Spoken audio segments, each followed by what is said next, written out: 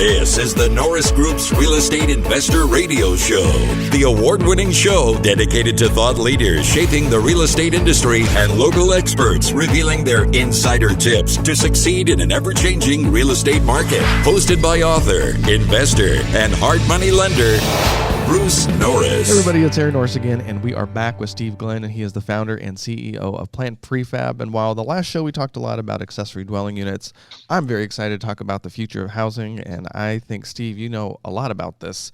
You've been building LEED certified homes in one of the hardest states to build and to manufacture in the country. How far has things come since when you started? Well, tremendous amount. I mean, we started really in 2006, which was a year and change before the worst real estate downturn since the Great Depression. So it was not an excellent time to be starting a real estate business, home building business, home design business. But we got through it.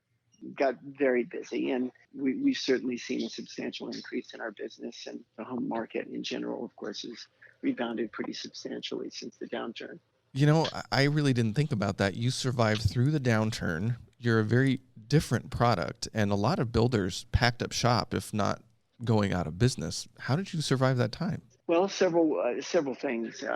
First, I tend to be frugal as an entrepreneur, so that helps. We were lucky in that we had a number of projects that didn't cancel, so that helped. Had raised some money, so we had a little bit of money to kind of get us through. We made sacrifices at times, very challenging period, particularly to make payroll. We were definitely for years, not just months, really living, month to month invoicing, which is to say, if we didn't get monies for invoices we had issued, we weren't paying. We weren't getting paid. So wow. Well, I think it says a lot that you're still around. And who would you say your core audience is for the prefab homes that you're building? Unfortunately, I can't say there's a core audience. I mean, in general, and I have to make a distinction between, as a company, Plant Prefab designs and constructs. We design through our design studio, living homes, and we construct at our factory. The factory is mostly building for other architects. In other words, we're doing a number of living homes projects, but most of the projects are for other architects, actually, the majority of whom have never even done prefab. With the living homes clients, they tend to really be into design. I mean, we have a strong point of view about design. Now we work with a number of architects like Ray Capian, Eve Bahar, and Darren Timberlake, but they all share kind of a focus on warm modernism. I would definitely say so. Your product is beautiful. Has that always been sort of the design aesthetic that you perceived from the beginning of what you wanted to do? Yeah, I mean, at Living Homes, we had as a thesis that there was a large and growing number of people who really appreciated modern design and also healthy and sustainable design. And that market was underserved. Certainly the production home builders, the KB Homes and Norris, Pulte, Centexes of the world, weren't building for those folks who are variously called the cultural creatives. You definitely just brought up two different words that interesting. I'd really only sort of run into the healthy phenomenon more specifically this year at the Consumer Electronics Show. KB Homes was there launching a product, and the word healthy keeps coming up, and they are separating it from sustainability. Can you talk a little bit about what the difference is? Because I think we're going to be seeing the word healthy a lot more in the coming years. Yeah, it's a big difference. Sustainability has to do with ecological footprint, how much energy you use, how much water, the kind of materials you use. Are they recycled? Are they recyclable? Carbon emissions involved in the creation of your materials. That's all about environmental impact.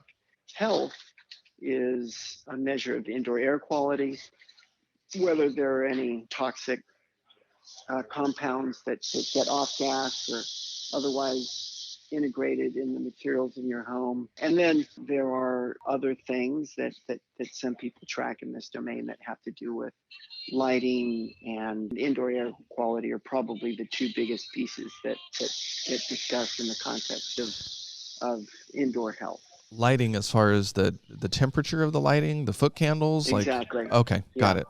Yeah. Interesting. So we're really looking at that. And then, I mean, you've been on the bleeding edge of LEED certification, and a lot of our audience does renovations, and a lot have moved into creating square footage as part of the strategy in a very competitive environment, especially here in California. So Title 24 isn't always something that we have to deal with, but I mean, you were the first Platinum LEED certified prefab property. Is that correct? In the U.S.? No, we were the first home ever to be certified platinum of any kind. Of any kind. Okay. Not prefab or stick built, of any kind. And I don't know exactly what that means, and I don't think people would know necessarily off the top of their head. What does that include? So LEED stands for Leadership in Energy and Environmental Design. It's a green building certification program that was started by the nonprofit United States Green Building Council. It's a point-based system, so you get points that make your homes more energy efficient, water efficient, better indoor air quality, less carbon. And based on those points, you can get certified or silver or gold or platinum. Platinum is their highest level of certification. Our first home was the first home ever to be certified LEED Platinum. I think we've had 27 homes certified Platinum since, which is more than most any design firm. Well, from what I understand, it's very expensive. It's definitely probably is not going to fall into the affordable housing category, at least in the short term. You know, it turns out more and more, thankfully, more energy and water efficient building products are increasingly no more expensive than non-sustainable materials, or at least certainly higher quality materials. Yeah, it's definitely the case that doing a platinum level is going to be more expensive than just the cheapest possible home. But the prices for responsible materials is coming down pretty dramatically. That's good to hear. Well, I was reading a Medium article about your company, and as if Platinum LEED certification wasn't enough, you sort of have another philosophy that you call Z6. So is that really on the design side of things, or the manufacturing side, or is it a blend of the two? Where does that live? Yeah, more on the design side. So, you know, LEED is a great objective third-party measure of your environmental program, of your health program. But because it's a point-based system, and because it's objective and measured and third-party, it's a good way of being able to compare what you're doing to others, and frankly, of keeping yourself honest. However, it is a point-based system. And because of that, to a certain degree, it can be gamed. And, maybe that's too strong a word, but under a number of circumstances, you can create a LEED platinum level home without any renewable energy, which we just think is weird.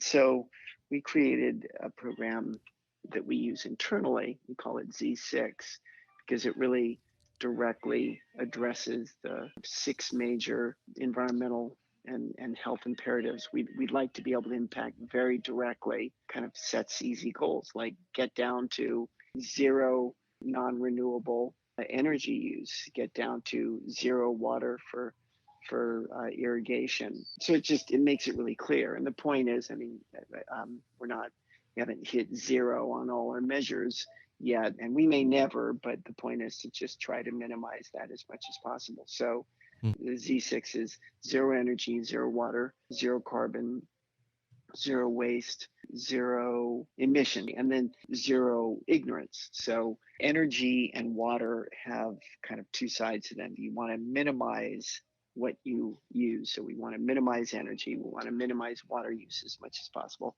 Now the water use thing is we're talking about places like most of California where water is scarce, and we want to responsibly source what we use. So for energy, we want to do things to reduce energy use, and then we want to get our power from renewable resources. On the water side, minimize water use, and then reclaim through a gray water system water for irrigation. Carbon and waste, we want to think carefully about source materials. Are they recyclable? How much energy is used in their creation?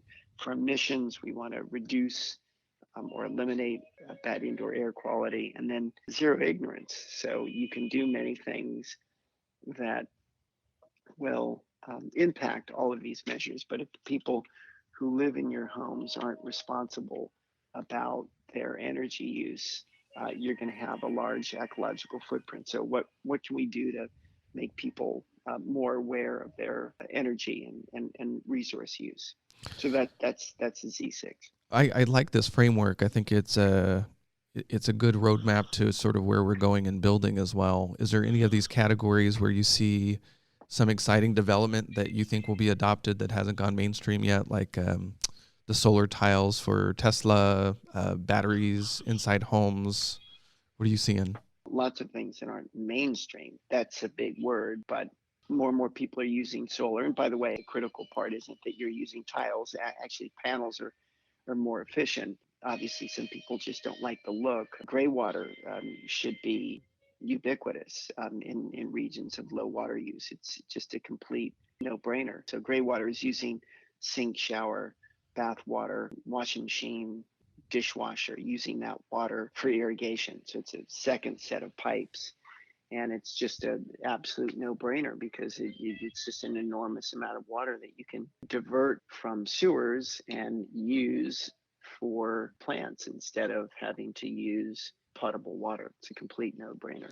It's been interesting. I have a lot of people in my life that are in the utility business, and I don't know if it's a conflict of interest and it's a money thing. So the utilities aren't so excited about putting in the purple pipes and offering rebates for the gray water. So it's interesting. Do you get a sense that's where the hesitation is coming from, or just the consumer doesn't care enough? I don't know. Are you asking why isn't gray water more ubiquitous? Yeah, because it's been around for a while. I just am surprised it hasn't caught on, especially in California with the recent drought. It costs more. You have to put a second set of piping in.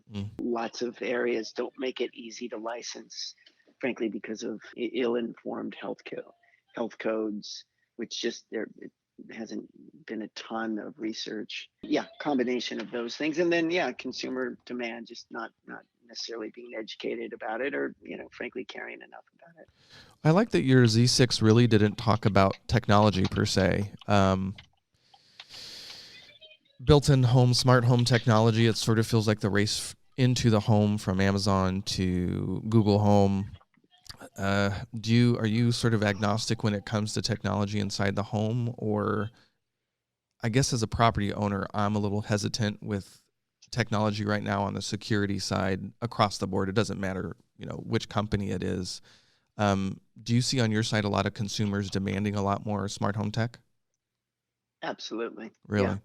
Is there specific systems that they want more than others? Is it just the thermostat, or they want to be able to say things out loud and the home adjusts accordingly? Don't get that as much, but definitely, front door, definitely, ring system, something like that, definitely smart thermostats. But most of our clients, certainly for the higher end homes, are doing pretty complete AV and home automation systems. But so when I say we, I mean Living Homes is the design side, because I can't speak about what the other architects we're working with are doing. We're integrating a bunch of smart tech anyway. I mean, we Ring doorbells and Nest, and we took investment from Amazon last year, so you can expect we'll be doing some more substantial stuff with them. So. That's actually how I was turned on to you, and I was very excited that you were local in California. And it's interesting that they would invest in housing. Do you get a sense as why? Or are they just wanting to test some stuff with smart home? I think they saw an opportunity. I mean, they liked our business. They felt we could learn from each other and help each other, and so I assume that's why they invested. And yeah, we're talking to them about doing a number of fun things in the future. Well, what does the home what should we expect over the next 10 years? What do you see for the industry? Well, I think more and more homes will be built offsite. I think homes certainly, thankfully, will be built in a more energy and water efficient way.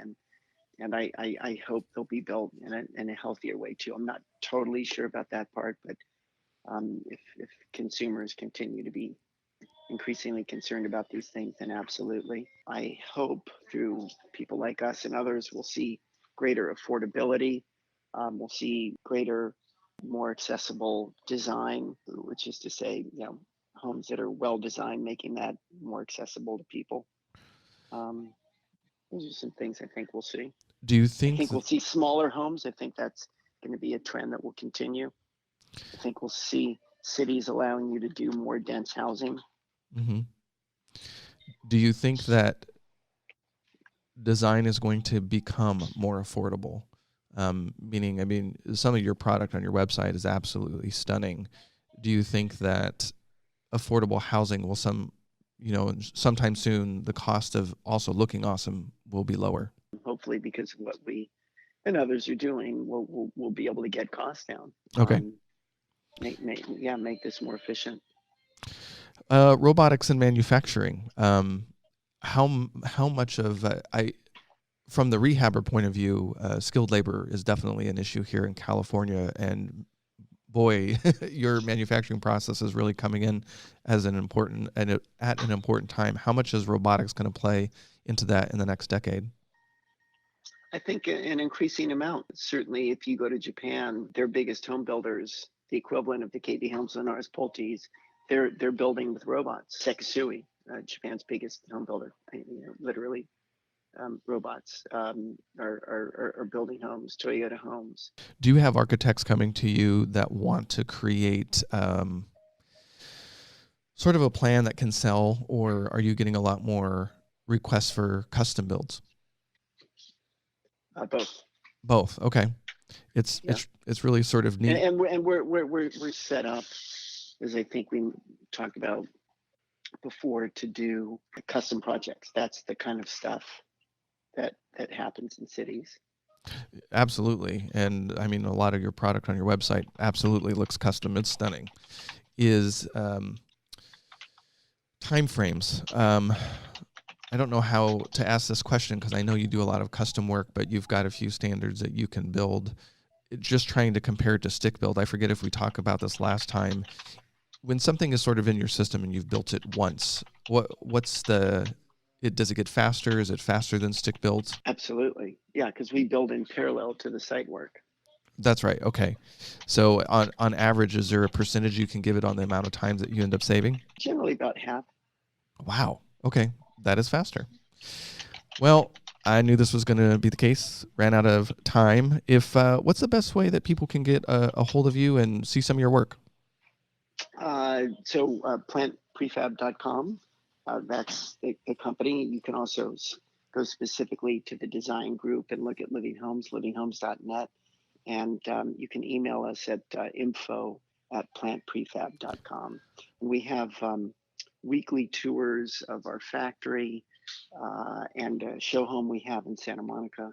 We also have once a month tours of the factory, and all of that's you can find out about it at plantprefab.com. I definitely plan on doing that. Well, Steve, I really appreciate your time, and hopefully we'll have you back sometime soon. The Norris Group originates and services loans in California and Florida under California DRE License 012-19911, Florida Mortgage Lender License 1577, and NMLS License 1623669. For more information on hard money lending, go to thenorrisgroup.com and click the Hard Money tab. For more information on hard money loans and upcoming events with the Norris Group, check out thenorrisgroup.com. For information on passive investing with trust deeds, visit tngtrustdeeds.com.